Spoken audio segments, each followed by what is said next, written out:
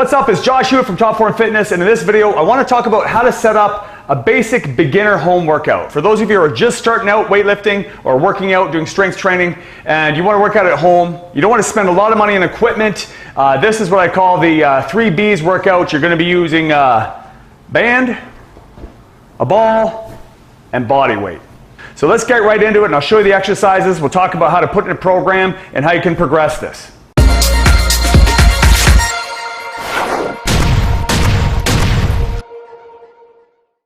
Now, before we get into the actual workout, it's very important to get in a good warm-up, some movement preparation before you start training. So I recently produced a video on the most effective ways to warm up to improve performance and prevent injury.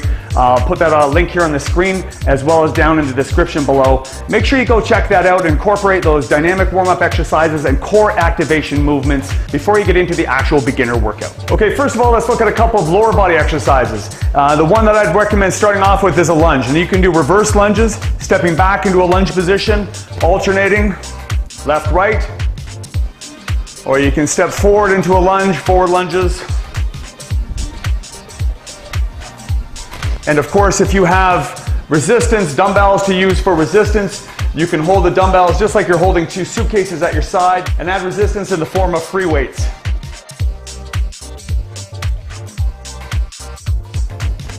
You want to have the front leg come down to a 90-degree angle with your knee lined up right over the foot. Don't let that knee shift back and forth, and drive through the lead leg. Make sure that most of the weight, the majority of the weight, is on your front leg. The next lower body exercise is a lying ball hamstring curl. So we did a push movement with the lunges, and we want to pair that up with a pulling movement for the back of the legs, the hamstrings, and the butt. Feet are centered on the top of the ball, just over the top of the ball. You want to elevate your hips, get your balance, arms out to the side. Make sure you maintain balance at this point before you curl in. Press down with the heels and pull the ball in while you elevate the hip. Really focus on squeezing the hamstrings, keeping your core tight, engaging the glutes. Control on the way out, pull in. Control out, pull in. If you find that too challenging, you can keep the hips lower. And if you need to, you can rest between reps until you build up strength. People who are sitting a lot, they might find this a little challenging initially because they're not used to using the muscles along the posterior chain, around the back of their body. But you should really feel this down the hamstrings, back of the legs, maybe a little bit in your calves and glutes as well.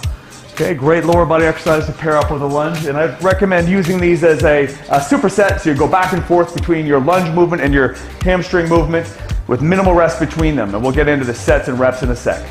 Okay, now let's look at the first upper body exercise using the resistance bands. Now, of course, you can get different tensions of bands, or you can get multiple bands and double up the resistance if you wanted to. But we're going to be doing focusing on a pulling movement, and I'd recommend that you incorporate some sort of pulling movement in whatever workout you do. Make sure you're addressing that posterior chain. Take care of that posture. Emphasize the back of your body more than the front. So using resistance bands is a simple way to get some resistance to engage that posterior chain. Once again, retract the shoulder blades and open up the chest, improve posture, address the larger muscles in your back. So we're going to start off with a standing row. This can be done seated or standing, but you want to initiate the movement by retracting the shoulder blades, pulling them down and back, retract to press, and then following with the elbows. So we're not just bending the elbows and pulling the resistance band in towards us. Open up the chest, retract the shoulder blades, and elbows drive back. Emphasize the retraction of the back over the flexion of the elbows. And really consider your forearms just a continuation of the resistance band. So you're not pulling up with your arm biceps like this, you're driving straight back with the elbows. So the emphasis is on elbows pressing back versus hands pulling in. Chest is open, shoulder blades retract, squeeze and hold the shortened position before you release. Focus on the back. You're going to feel your arms regardless, but really focus on pulling into the back. The band can be hooked around any sort of anchor that you have access to, a railing, a banister, or you can simply pick up a door strap and put that into the hinge of a door. I'll show you how that works. So for example, I'm using a little door strap I have here, which is usually just a nylon loop with a thicker part at the other end. That could be a little foam blocker or a little rubber stopper. Something that you can put on the other side of a door. Now, I'm going to be putting it on the open side of the door. It can also be put into the hinge side if you can fit it in there. Just so you can see what's happening here. This leaves a little loop open up on the outside, which you can use to put the band through as so. And now you want to make sure that it's equal tension when it's loose, and then you can bring that back and perform your pulling movement anchored into the door. And now moving on to the second upper body exercise, which is going to be a push-up variation or a push-up progression. Pressing movement to pair up with the pulling, the tubing row that we did last. We always want to work antagonist or opposite muscle groups so that we're keeping the body in balance. And this will be again done as a superset with your row and your push-up together. For beginners, I'd recommend starting with a kneeling push-up. So knees on the ground. You want to have your hands lower than your shoulders, so you're pushing the chest. Really lock your butt and your stomach muscles in, so you're not bending at the waist, but you're moving your whole body down to the floor. And make sure, again, you're pushing from chest, not up from your neck and shoulders, up here. Bring the arms down to the side of the body, knees bent, abs tight. Exhale, control down. Body moves as one piece. Progressing up to full push-ups from the feet.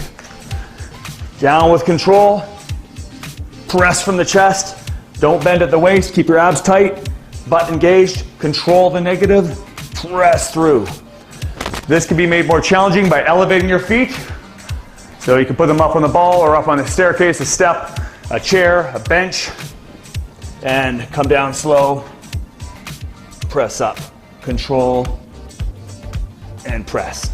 Okay, so we've looked at exercises for the upper and lower body. We've paired them up in antagonist or pushing and pulling movements, and I recommend you do those as supersets.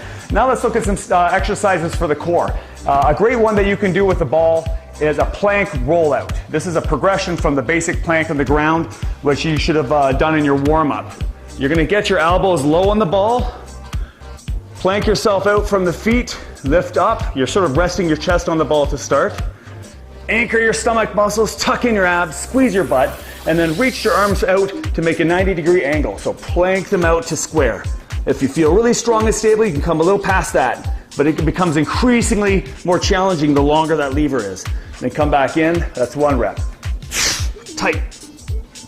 2. 3. And so on. Quite challenging exercise. If you're not there yet, just work from progressions from your plank on the ground, or work with this with your knees on the floor and build up to it. The next exercise is with your feet on the ball. And this one I call a jackknife or a ball knee tuck. Hands on the ground, push-up position. Feet up on the ball. Get your balance first. Make sure you have control. And then slowly bring the knees in without letting the butt drop. So knees come in, tight stomach, extend back out. Try not to let the hips drop like this. Keep it up and out. The closer it is to your knees, the easier it is. And the further out to your feet, the more challenging it will become because you're creating a longer lever. Tuck in, control out. Abs tight, control. So you pair those two exercises up again for the core as a superset to finish off this basic beginner home workout that you can do with simply your body weight, bands, and a ball. Now, as far as the sets and repetitions are concerned, this depends on your level of ability. I'd recommend you start off with a little bit lower volume and less resistance and gradually progress that over a period of weeks. For example, you're going to start with 2 supersets of each exercise, moving back and forward with a moderate to low end of repetitions, such as 8 to 10. And then as you progress and become stronger, you're going to add a third superset or circuit of each exercise, and then gradually maybe progress to 4 or 5 times back and forth, and increase the rep range on the exercises that are body weight oriented, perhaps going up to 10 to 15 repetitions, for example, with your push-ups, and progressing the difficulty, adding in more tension with the resistance bands, getting a heavier band or doubling up on the bands, getting your hips higher up on the ball, holding that top contracted position on the push-ups, perhaps elevating your feet, slowing down the tempo, and progressing the difficulty of the lunge exercises by slowing down or perhaps moving into holding some resistance with those exercises. So as you can see, there's plenty of ways that you can progress these movements as you get stronger. The main thing is that you're introducing some element of progression into the program.